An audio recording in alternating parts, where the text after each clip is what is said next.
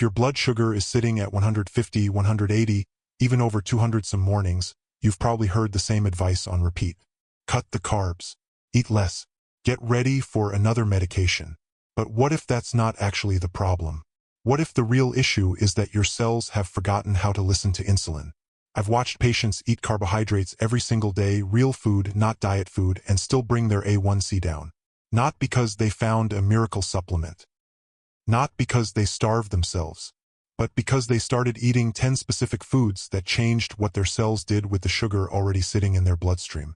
One patient dropped her fasting glucose almost 50 points in 3 months. Another came off a second diabetes medication entirely. And one of the foods on this list can cut a blood sugar spike by roughly 20% after a single meal, something you can actually watch happen on a glucose meter tonight. Let's talk about why. Before I get into the first one, if you want videos that explain the why behind your body instead of just handing you a pill, hit subscribe and drop your fasting number from this week in the comments. I read them and they shape what I cover next. If you want my free kidney warning signs checklist, type the words kidney checklist in the comments right now and I will send you the download link personally, completely free. Just 2 words, kidney checklist. Drop it below and let us get started.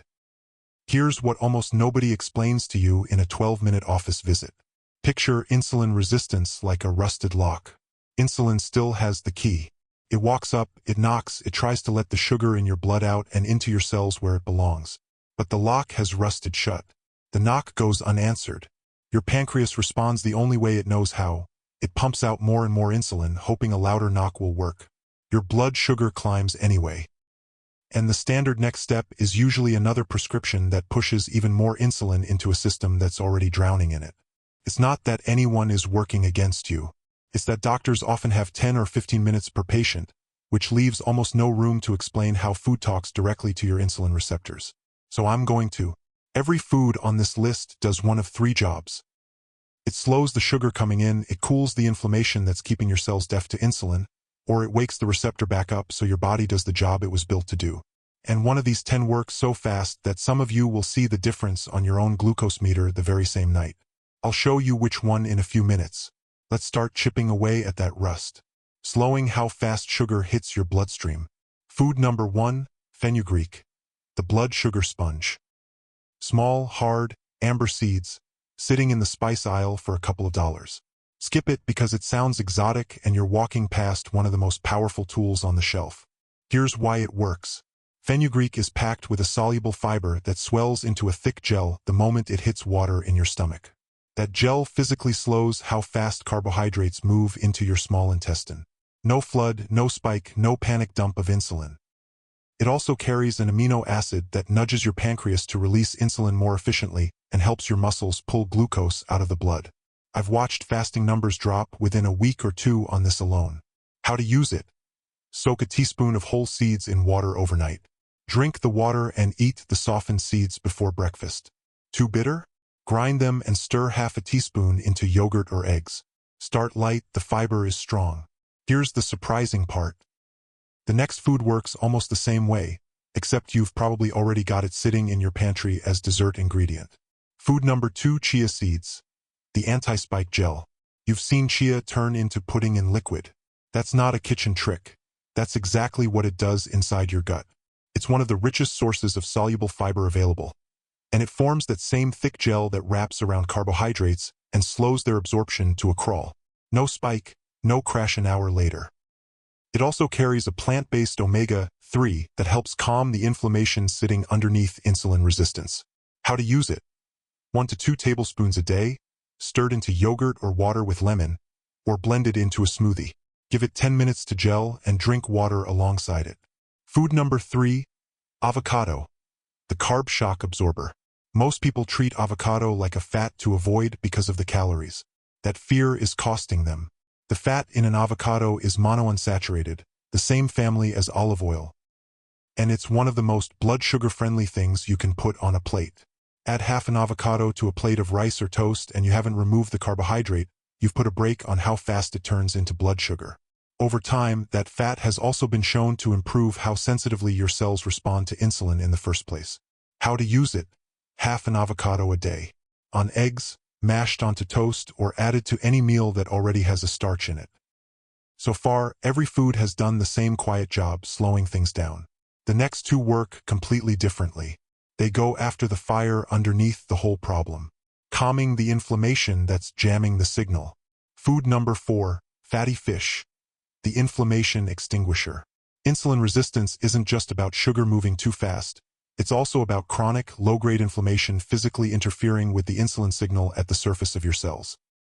Salmon and mackerel are loaded with 2 omega-3 fats, EPA and DHA, among the most powerful natural anti-inflammatory compounds we know of. They calm that signal, the cell membrane gets healthier, and the insulin receptor starts doing its job again. In 15 years of practice, the patients who eat fatty fish twice a week consistently have calmer, more stable numbers. How to use it? 2 servings a week, about the size of your palm. Wild salmon, mackerel, sardines, herring. Canned versions count, and they're some of the cheapest, most powerful foods on this entire list. Food number 5, walnuts, the pancreas protector. Of every nut, this is the one I point patients toward first. Walnuts are rich in a plant omega-3 that improves the function of the thin lining inside your blood vessels, one of the first things high blood sugar damages. At the same time, the fat, fiber, and protein blunt your post-meal blood sugar rise and have been shown to lower fasting insulin, the number that tells you how hard your pancreas is straining. How to use it? A 1/4 cup, raw or dry roasted, as a swap for crackers or a cookie, not a topping on top of one. Here's where it gets interesting. The next 2 foods don't slow anything down or cool anything off. They walk straight up to the insulin receptor and wake it back up. Repairing direct communication with insulin. Food number 6, cinnamon, the insulin mimic. You almost certainly have it in your cupboard, but the kind matters, and most people grab the wrong one. Regular grocery store cinnamon is cassia, which carries a compound that's hard on the liver in large daily doses. The one you want is Ceylon, sometimes labeled true cinnamon. What makes it work is a group of polyphenol that behave almost like insulin themselves, helping your receptors grip glucose more tightly while also slowing how fast your stomach empties. Research out of the USDA's Human Nutrition Program found that under half a teaspoon a day meaningfully lowered fasting glucose in adults with type 2 diabetes. How to use it?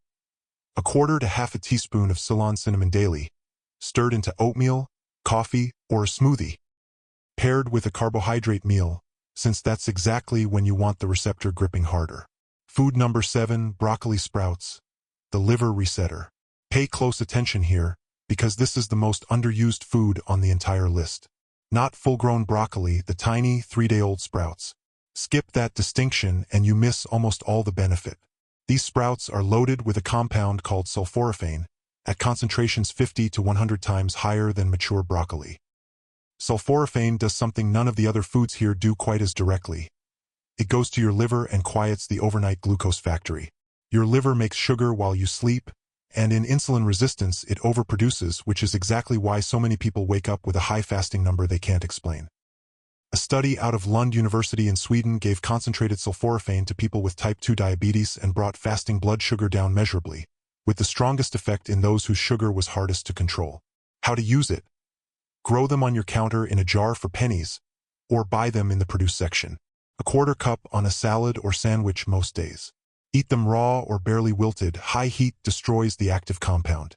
Food number 8, eggs, the breakfast cheat code. For years, the yolk got blamed, and that bad advice pushed people toward sugary cereal, which was far worse. Let's set that straight. A whole egg is almost pure protein and fat with virtually no carbohydrate, so on its own it barely moves your blood sugar. But the real magic is what's called the second meal effect. Start your day with eggs instead of cereal or toast, and your blood sugar stays calmer not just at breakfast, but all the way through to lunch. The protein and fat also keep you full, so the mid-morning craving for something sweet quietly disappears. How to use it? 2 to 3 whole eggs in the morning. Scrambled, boiled ahead for the week, folded with spinach, or topped with the avocado from earlier for a near-perfect blood sugar breakfast.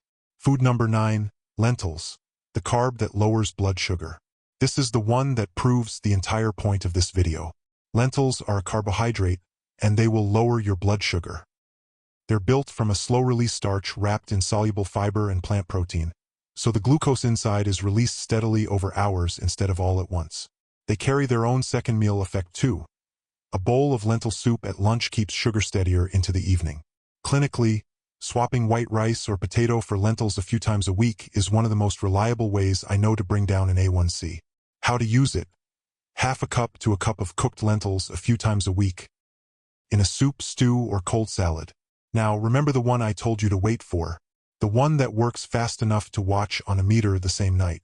Food number 10, apple cider vinegar, the glucose brake pedal. The active ingredient is acetic acid, and it does two things at once.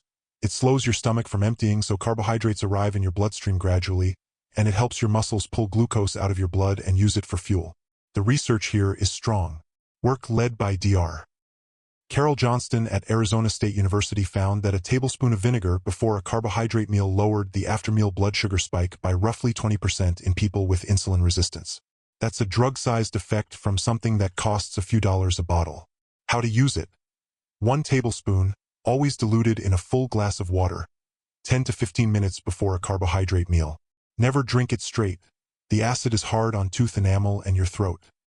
And if you're already on a blood sugar medication, talk to your doctor first, because vinegar on top of it can push your numbers down faster than expected. Let me tell you about a woman I'll call Donna. She was 63, recently retired, and she walked into my office carrying a notebook stuffed with weeks of glucose readings. Her fasting numbers were sitting around 180, and her doctor had just told her it was time for a second medication. What scared her wasn't the prescription. It was the memory of her mother. She'd watched diabetes take her toes, and then her eyesight, and Donna was convinced she was watching her own future arrive early. We didn't cut her carbs to nothing. We added eggs and avocado in the morning instead of cereal. A tablespoon of vinegar before her bigger meals. Lentils swapped in for white rice. Walnuts instead of the afternoon cookie. Fatty fish twice a week. Cinnamon in her coffee. Broccoli sprouts on her sandwich at lunch. Within the first week, her fasting numbers started dropping. Within 3 months, working alongside her own doctor, she came off that second medication entirely, and her A1C moved from the diabetic range back toward normal. 2 years later, it's held. The first time she saw a fasting reading under 130, she called my office because she thought her meter was broken. She didn't starve herself. She ate more food, just the right food, and her own body did the rest. Here's why this beats cutting carbs alone. Every one of these foods hands your insulin its job back, without starving you. The fiber foods slow the glucose down so your pancreas never has to panic. The fish, walnuts, and chia cool the inflammation that was jamming the signal. The cinnamon, the sprouts, and the vinegar walk right up to the receptor and help it grip again. Meal after meal, day after day, the cell that stopped answering the door slowly starts opening it on the first knock. That's reversing insulin resistance at the cellular level, and once it happens, your body holds the result on its own. It's exactly why Donna's numbers stayed down for 2 full years. One important line before we move on. If you're on insulin or a sulfonylurea, one of the older blood sugar medications, these foods can lower your sugar fast enough that your current dose becomes too high, which can drop you into a low. Add these with your doctor watching your numbers, and let them walk your medication down as your body improves. Don't stop any prescription on your own. Bring this list to your next appointment instead. You don't need all 10 tomorrow. Here's where to start. Tomorrow morning, swap cereal or toast for 2 to 3 whole eggs and half an avocado. Tonight, soak a teaspoon of fenugreek seeds in water and drink it first thing in the morning. Buy Ceylon cinnamon, not cassia, and start a 1/4 teaspoon a day in your coffee or oatmeal. Before your biggest carb meal tomorrow, take a tablespoon of apple cider vinegar in a full glass of water, 15 minutes ahead. This week, swap white rice or potato for lentils twice, and put fatty fish on the menu 2 nights. Stack these in over the next 2 weeks. You're not removing the foods you love. You're adding the foods that protect you. Your blood sugar didn't get here overnight, and it won't normalize overnight either. But every meal sends your body instructions. Every breakfast, every lunch, every dinner, you're either reinforcing insulin resistance or you're starting to reverse it. You don't have to start with all 10 foods. Start with 1. 1 better breakfast. 1 serving of lentils. 1 tablespoon of vinegar. The people who turn their numbers around aren't the ones who do everything perfectly. They're the ones who start. Now, everything we covered today brings your sugar down during the day and after meals. But a lot of you have told me the exact same strange thing. Your highest reading of the entire day shows up first thing in the morning, before you've eaten a single bite. You fasted all night, and your sugar went up anyway. There's a specific reason your liver does that while you sleep, and a way to shut it down. I made a video that walks through exactly what's happening overnight and how to wake up to a lower number. It's right here on screen. Go watch that one next, and I'll see you there.